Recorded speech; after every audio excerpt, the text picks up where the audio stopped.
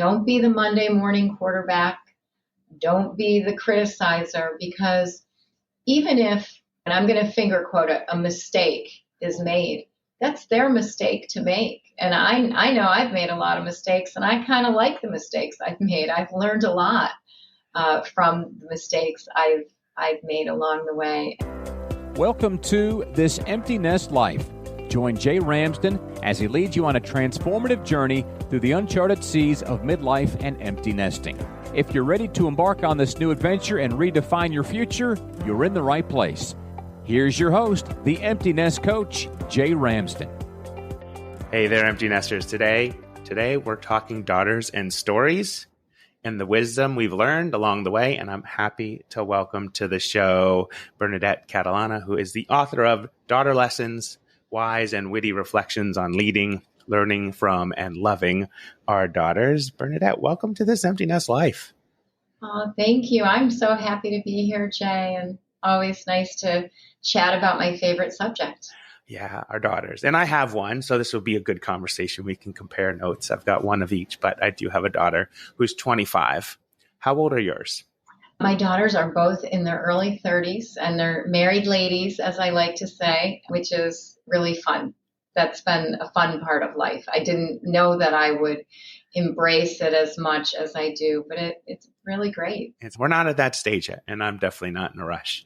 So, but it's an interesting to see how they grow and learn from us, and the same, we grow and learn from them as well. And I have a feeling that that's what Daughter Lessons is about a little bit.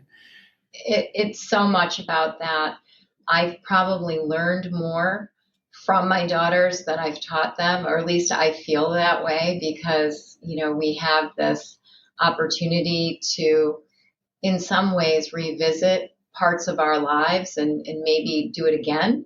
I think there's a lot of healing and it doesn't necessarily have to be a daughter. I think just raising children in general, we learn so much. And if we didn't learn it the first time around when we were being raised up, I feel like we get another chance to learn it on the second round. And in your first round, you're one of 6 daughters, is that? Yes, I'm one of 6 daughters. My mother had 7 children total, 6 girls and 1 boy. What did you learn from your sisters and watching that interaction with your mom and the 6 of you? And then how did that play out with your own daughters? And maybe how did that turn into a book? I think there's probably some synergy there between the 3.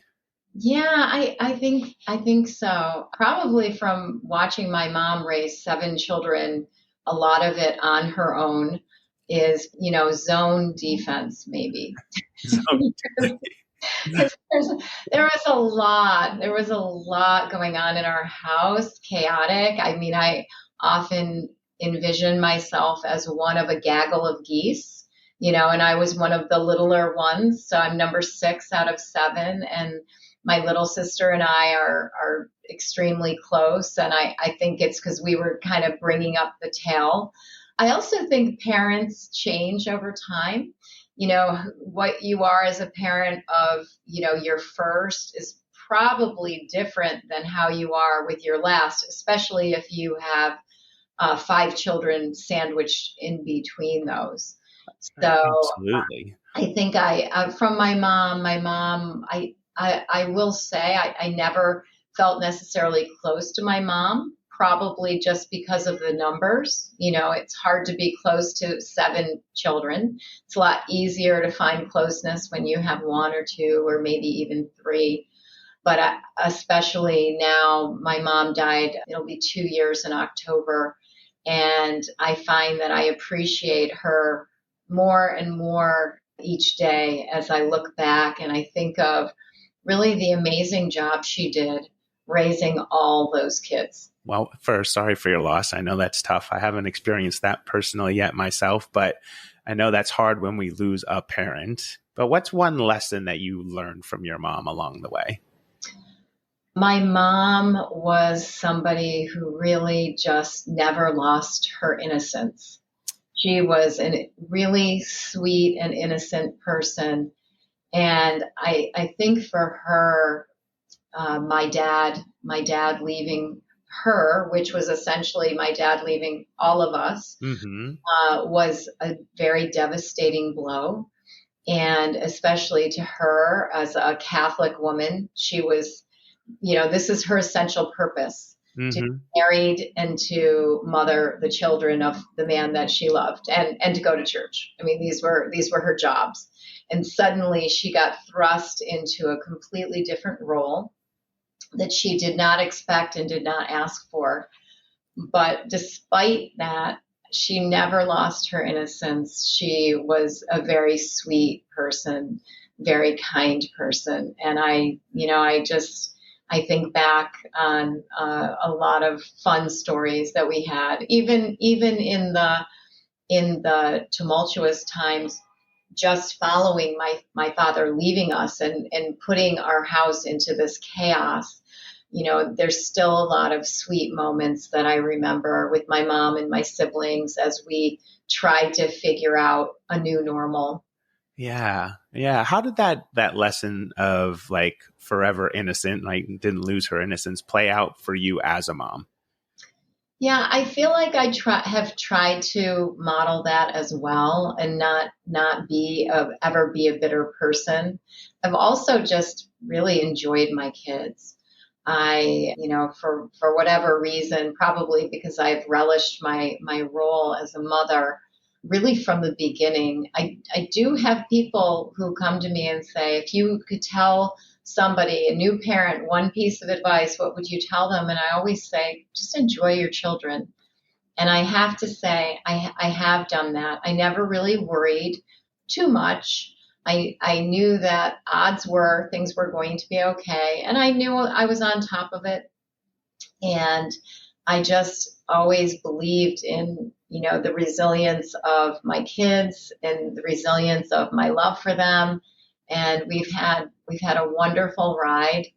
And I have to say, being the parent of adults is really fun too, if you allow it to be for yourself. Oh, it can be so much fun. Yeah, absolutely. It seems to me like the book, Daughter Lessons, is almost a call to action for both moms and daughters. Did I sense that in going through some of it? Yeah, I think so. I think there are certainly a lot of cases where the mother and daughter relationship can be strained. I hear that from people, but I also think that there's so much opportunity for generational healing and to make things better. Like I said, I didn't necessarily feel very close to my mom. I knew she loved me, and I knew she was also someone who had carried this burden of being a single parent for a long time, and it was hard. It hurt her, really, really hurt her to the core. During a time, I'm thinking the 1970s, it's not like people had therapists on a regular basis. I mean, This was something she kind of withstood with the help of friends, but we also, particularly then, lived in a very Noah's Ark world. Oh, tell me more. Yeah, tell me more about that. Right? I think we all have experienced that, especially if you have gone through a divorce or have gone through a breakup with someone that you've been with for a long time. There is that moment where it suddenly dawns on you, wow, most people in this world either are in relationships or are trying to be in relationships. And I am here by myself right now. And that can feel a little bit strained. And having gone through that after my girls grew up, my marriage ended, and it gave me a new appreciation for my mother and how she went through it with far less tools and without a job. My mom didn't even know how to drive when my dad left. I mean, she was in her early 40s and didn't have a driver's license. We didn't have a car. So it was just some basic things. And, I had a law degree, obviously knew how to drive. I had my own money. I didn't have all of the day-to-day worries that she had. And I still felt broken. So again, I think sometimes we get the lessons in life that we are intended to learn that help us understand people we love. And that certainly was one lesson that helped me understand my mom. Yeah, absolutely. When you think about it, like you recently did a blog where it was mother is a loaded word. Yes. Yeah, and I think I want to know more about that in contrast to what we've just been talking about, like with your mom and with your experience. Tell me more about that. Yeah, I think that, and again, I travel a lot. I'm a lawyer. I do a lot of talks about women empowerment. And even though we're lawyers, we're still women. And, what is central to our lives? We talk about our relationships with our significant others. We talk about our children's, our parents, the things that are important to us in our lives. And I have had more than one woman come to me, I guess, confessing that they have a mother wound. And a mother wound is something where you have a relationship with your mother that isn't fit for a Hallmark card, right?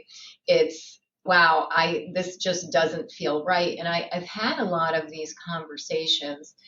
And one of the things that I try to offer to the person who is truly suffering, and this can be a lifelong suffering because you get caught up in this, blame and shame. Mm-hmm. I'm blaming my mother for not being everything I needed her to be. And then the shame is, well, that must mean that I'm not worthy because I didn't have the mother that I needed. So it's really, it can be extremely heavy. And what I try to offer to people who are talking about this, one is, certainly you can talk to a counselor about this. I mean, a mother wound is a deep wound because Mm-hmm. one of the most central relationships in our lives. But part of that healing can simply be asking yourself, well, did my mother have a good relationship with her mother? Did she have a strong mother who loved her? Did she feel love? And many times that very simple question can lead to oh, now I understand. Now that I think about it. And then I think sometimes just asking the right question can lead us to a path of healing, and we can heal. And I do think healing through our children is something that, I know I have done, and I'm proud because I feel like in a generation, the healing that has happened for me has been tremendous. And it doesn't end because my children aren't in my home anymore. I was recently led a podcast for National Association of Women Lawyers. And I think we called it, our working title was Parenting Adults, It's Complicated. I was sharing with them that I met a man who, this natural conversation, oh, you have children. How old are they? So someone asked you, oh, my children are grown. And this man looked at me and he said, I'm so sad for you. When my children leave my home, it's going to be the worst day of my life. And I thought, oh my, wow. I said, I really have to say that if you're doing it right, your children will leave your home and you'll get fired from the best job you ever had. And that's the perfect outcome, right? It is. It is. I always say, people who listen to the show hear me say this all the time. It's like we go from a W-2 job to a 1099. It's like we get hired when they need us, right? It's not ongoing and continuous. And whether you have sons or daughters, they're always going to need you in different ways. And, yeah. Yeah. So how do your daughters, what's something that you've learned from them over the last year and a half? I consult with them often, just because we're all out in the work world. Mm-hmm. So, we can talk as adults. And, I was asked a question recently Oh, were you one of those moms who was best friends with your kids growing up? And both of my children will say decidedly no. I was in charge. I was the mom. I made the decisions. I told them, when you're grown up, you can make the decisions. And I was definitely the disciplinarian. I was the one who was tough, in a loving way. But I told them, someday we will be friends. It is not now.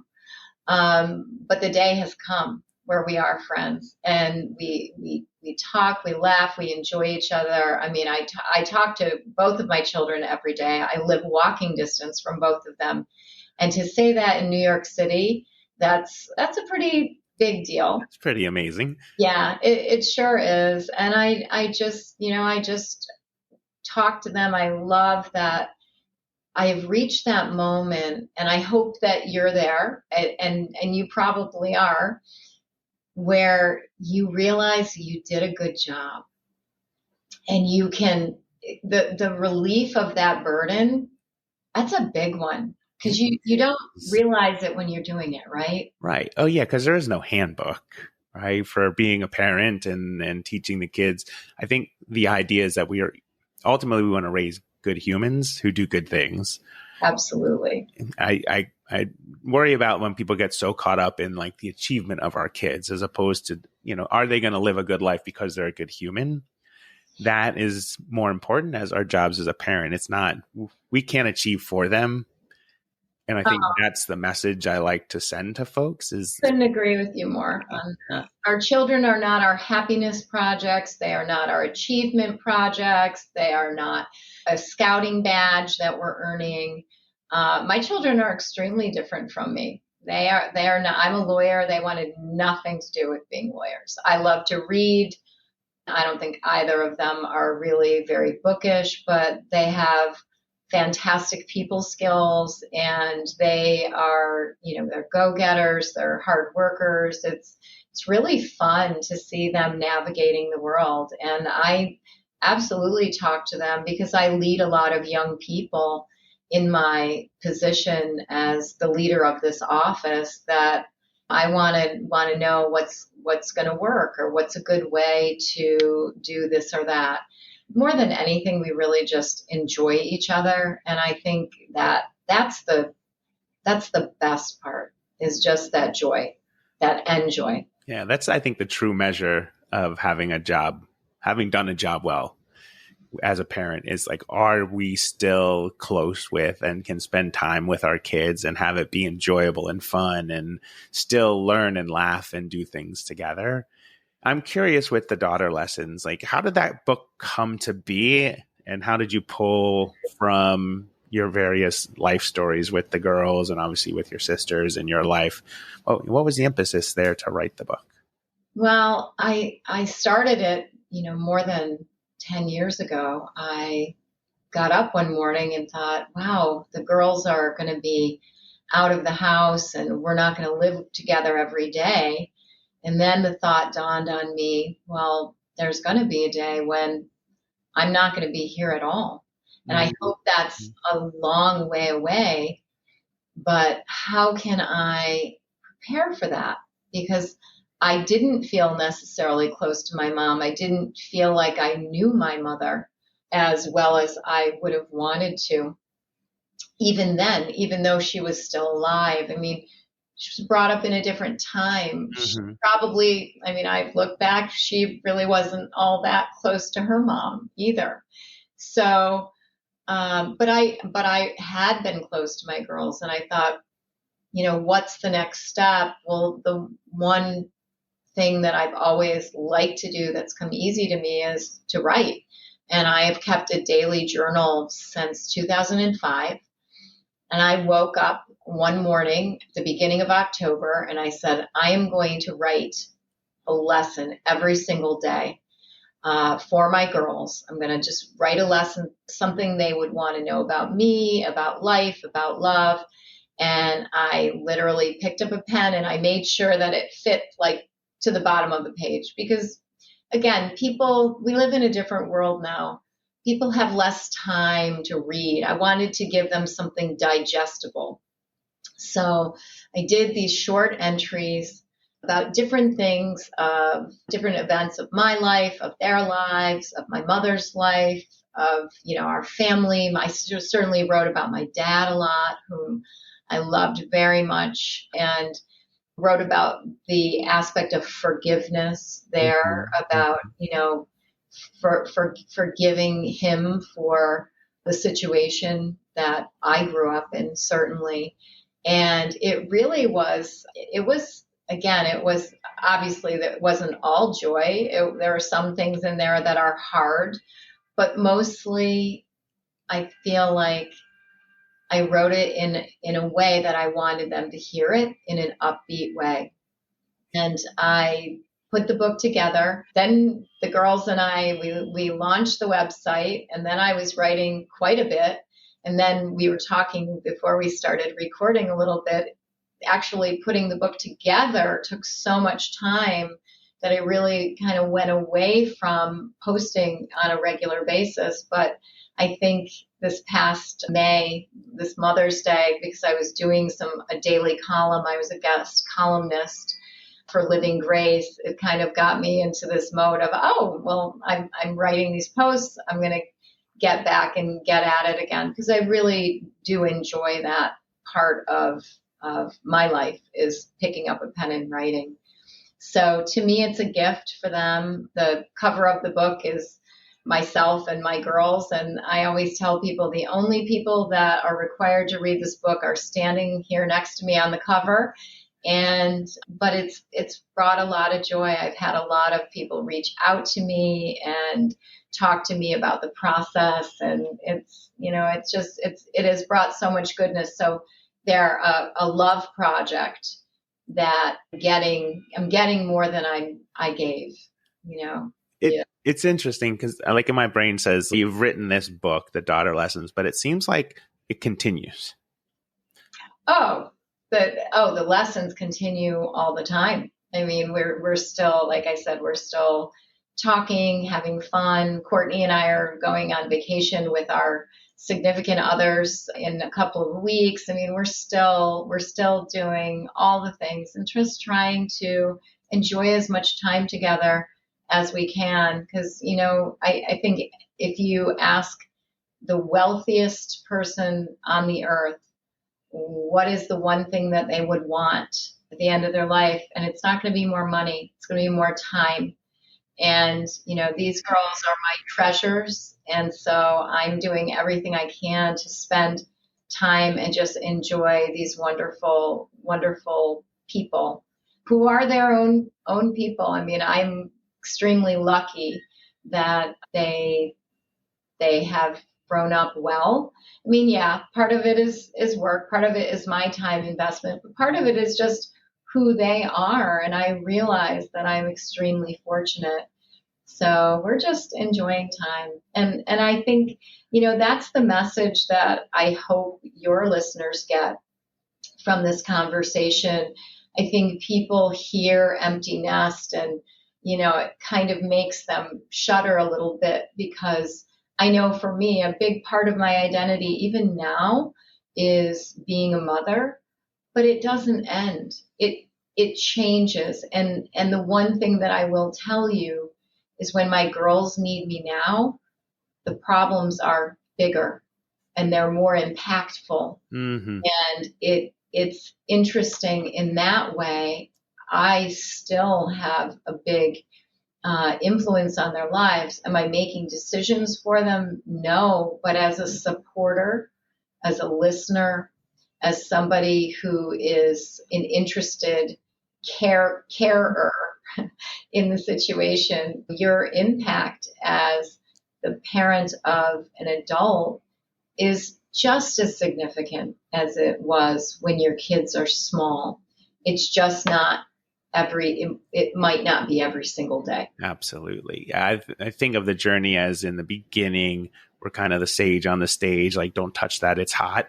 And then we become like the mentor in the center as they get into like the teen years, high school years. And then as they start to launch, become kind of like the guide on the side. And that it's just like, oh, I have a question. I may not do exactly as you say, but I want your feedback and your input. And that's where the guide on the side piece comes in. And it sounds like that's been what your journey has been with your girls. Oh, for sure. And the one thing that I'll say is I trust them. I Mm, trust them. I was around for, I saw it, I watched it unfold, and I trust the lessons they've learned along the path. And I know that they are good and kind people. And really, isn't that all we really want for our kids? That they're good and kind and they have a sense of themselves, they believe in themselves, and I believe in them. So when they're faced with big decisions, I one of the first things I'll say is, I know that you will find the right answer. I trust you. You're really putting adequate time into this decision, and I think this is the part that some people have to learn to refrain from is don't be the Monday morning quarterback, don't be the criticizer, because even if, and I'm going to finger quote a mistake is made, that's their mistake to make. And I know I've made a lot of mistakes, and I kind of like the mistakes I've made. I've learned a lot from the mistakes I've made along the way, and they will as well. It's their lives, so I'm just enjoying watching their lives unfold, and it's beautiful. It's a beautiful thing. yeah. To me, there's succeeding and there's learning, right? That's where the mistake piece comes in. Is like we can succeed and do good things, but we also can have mistakes and failures, and that's where we learn from them. That's like the dichotomy for me. So it takes off the weight of like, oh, they made a mistake, or I told them to do this and they didn't do it. And a lot of my listeners are all over. They're people who have kids in high school, kids who are just in college, kids who are adulting now. And I think the biggest thing to remember, especially for people who are listening right now, is when you get to this stage in life, you feel like I've taught them everything I know, but there's so much more to know, right? It's like we feel like we have to keep teaching, and then at some point we have to stop and let them learn their own lessons. And I think that's what you were talking about here, and probably in daughter lessons too, is like, here are the things that my daughters have learned outside of me as a parent. Absolutely. And also we lead by example, especially in this stage of life, right? I mean, in every stage along the way, but I feel like in this stage of life, you hear some people who are so afraid of the term empty nest. I mean, to me, I think of it more as a return. I was young when I had my girls. I graduated from college, got married 6 months later, had a baby a year later, had another baby a year later.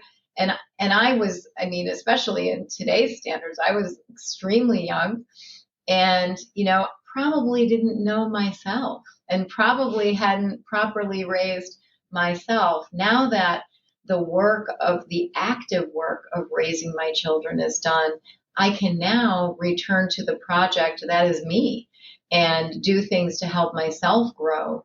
And as long as we're growing, we're living. And as long as we're taking a breath, we have an obligation to do that. I mean, I think it would be really sad for a child to look at a parent who's devastated because the child has grown up, because that's our job. That's right. Job. Yeah, it is. So since you talked about the journey and growing is learning and learning is growing, like that's an important path. What's one thing that you've learned about yourself in this past 12 months? Oh, wow. Well, I think one thing that I've learned, and I don't know if I would keep it to the past 12 months, probably in the past 5 years, I've had much more appreciation for my strength, for how much work I get done in a day. I have a very vigorous job, and I'm on it. I love it. I get up every day and I feel excited about it. I also, try to keep up with my, keeping myself healthy. That's something important that people let go along the way in your parenting journey. And I have never let that go, and I'm proud of that, because again, I don't want to be a burden for my kids. I don't want them to feel like, oh my gosh, mom is such a stressful job. She's probably going to have a heart attack. Like I try to make sure that they know that I'm doing great. You don't have to worry about me. I don't want the tables to turn where my kids start feeling like they have to parent me, at least for a long, long time. And now I just say, you just worry about yourself, because I'm really good, and I'm just enjoying life, and I'm enjoying New York City. I would say probably in the past year, I have gotten much more acclimated. I did not move here until full time until 2019. And then the pandemic hit, a year later. So that was a little bit of strange timing. And Courtney and I were here together. We were roommates. It was a little crazy being here, and the city was desolate. It was strange, but now that things are coming back, and I walk to work every day, I live on Central Park. It really is actually a very healthy lifestyle because I walk everywhere. Yeah. There's something to be said for walking, for sure. I think people lose track of that when they think about working out, but it is one of the most beneficial ways to get in exercise during the day. Yeah, I think so too. You talked about modeling for our kids, right? And so now you're focused on yourself. Your daughters are in their 30s. What's one thing that you've always wanted to do, but you haven't done yet? Oh, wow. That is a great question. I want to travel more. I do travel a bit. I know that I have another book in me. I actually have a book proposal I'm preparing for a publisher. So that's kind of cool. I just want to keep growing and doing, and really keeping focused on my career path. And one of the things I love the most about the lawyering that I'm doing and the leading I'm doing is that I work with a lot of younger lawyers, and it's really fun for me. My love for, because it's almost like professional mothering, right? So I love that, professional mothering. That's a great phrase. Lots of people to love and bring along. But I think one of the sad things is you hear all the time, oh, this generation, they're not hard workers. And I don't feel that way at all. I look at the young people that are coming up behind me. They have had such a different experience. They grew up with mass shootings. They grew up with World Trade Center, falling down. They've had so many more things to deal with at much younger ages. They had to deal with the pandemic, disrupting high school, college, law school. They've grown up with technology. They've grown up with a computer in their hands. I mean, what a different world. And I love that I learn from them all the time. And I will say they're extremely respectful. I have not encountered a younger person in the legal field that I thought was, obnoxious or rude or any of these characteristics that people want to assign to the youngsters coming up right now, the young people. I don't see it. I think they just had a different life. And if we can try to put ourselves in their shoes and look at life from their perspective, I think we'd understand a lot more, and also have an appreciation for the skill set that they have. Oh, I love that. I think that's an important piece too in this journey of our lives is as we're kind of moving through the empty nest phase and we're getting older, it's like, don't disregard younger folks. Like, what can we learn from them? How do they approach things differently? Their minds are a lot different than ours in terms of what's available to them and how they think about life and how they think about themselves and wanting to move through this world. And I think it's an important piece. It's an important point you made there. And I think a lot of them are close to their parents. And I love to hear that.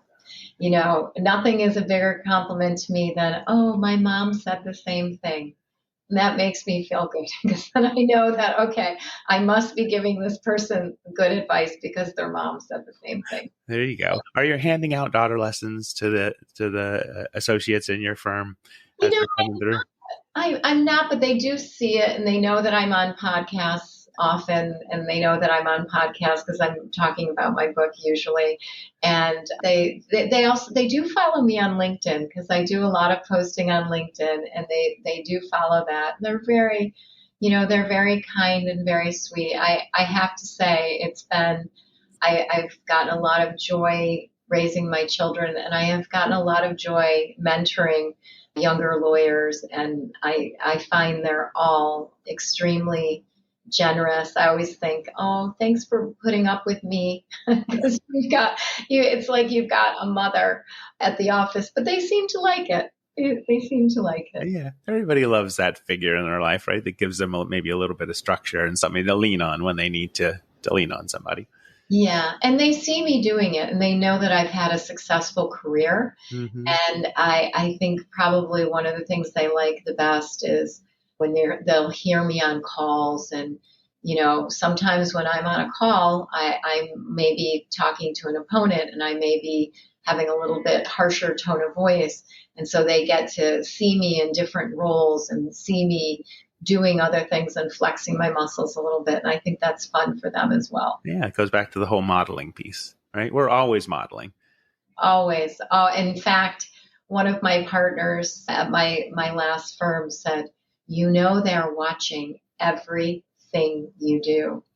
And I thought about that. And I really have been aware of that to the point where, so my last office was downtown. So I would walk to work there as well.